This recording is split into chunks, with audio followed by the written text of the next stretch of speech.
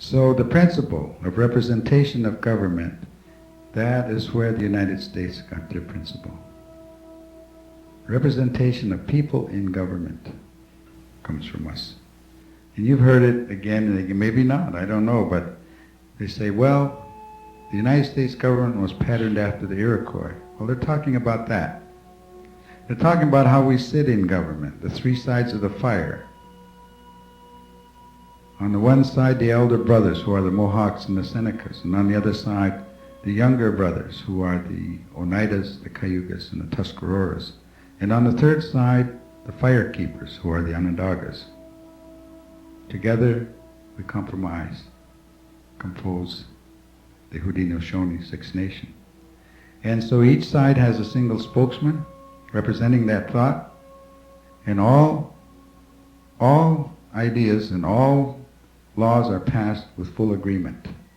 There is no vote. We take no vote. We must agree totally, the three sides. And so, in your government of the United States, you have three sides. Your younger brothers is the Congress. Your elder brothers is the Senate. And the administration is the fire keepers. You see? It's so simple. But that's where Benjamin Franklin got it. John Adams, all those people. They studied with us. 1754, we went to Albany and told you how to run a government. And that's what made Benjamin Franklin so excited. He said, if these savages can do it, what about us?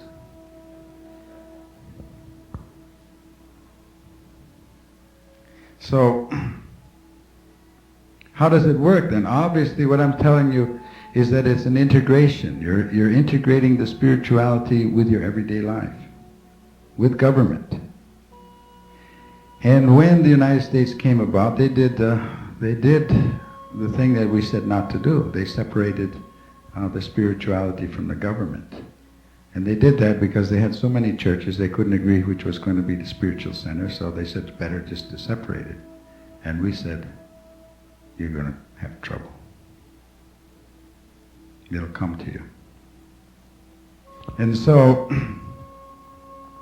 another interesting thing which I might add while we're talking about this is that Lewis Henry Morgan wrote a book on the Haudenosaunee. I think it's 1845 or 1854, something like that.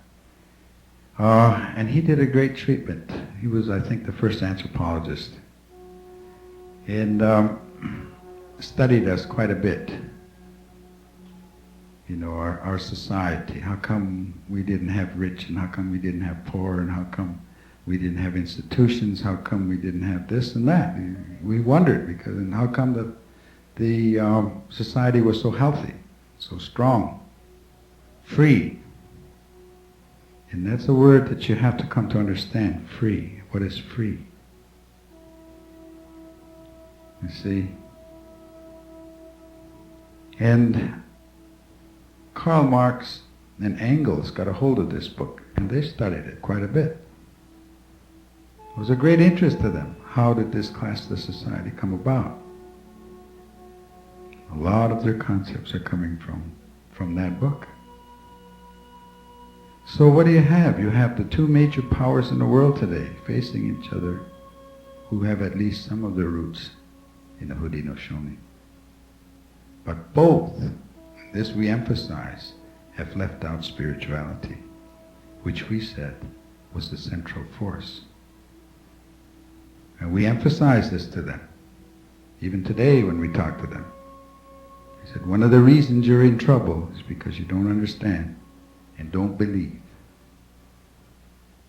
At least if you're going to function the way we were and do. And we have all the problems that any community has, and when our council gets together, we have all the push and pull, but we have a lot of respect in there.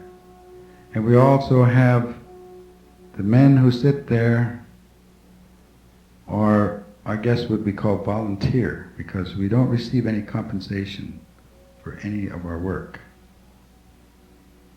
And I think if you were to take the leaders of this country and remove their compensation, you'd have a whole different set of leaders in there. Or you wouldn't have any. But when you have a council that sits of its own free will, and of its commitment and dedication, and also of its agreement to give, you have a very strong council. You have a council that is impossible to corrupt. You see, it's a positive thing, but where are you going to find these type of leaders, and how are you going to deal with it when, as you sit and you listen to each Congress raise their own pay? You know, each year you hear, well, I think we'll add on another 5,000 or so, or even more. And they do this without, right in front of you, without any shame. It's amazing to us. And so your leadership is very poor because of this, because of who you put in there, and because of how they're operating. So you're only going to get back what you put in. All right?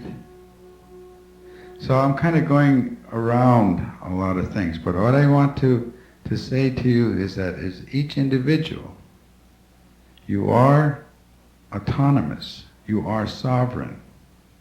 Each one of you are a sovereignty unto yourself. And you demand all the respect that goes to a sovereignty. And that's how we look at one another. We respect the sovereignty of each individual.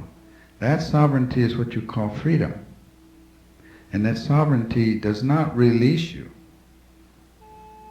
to infringe on someone else's sovereignty.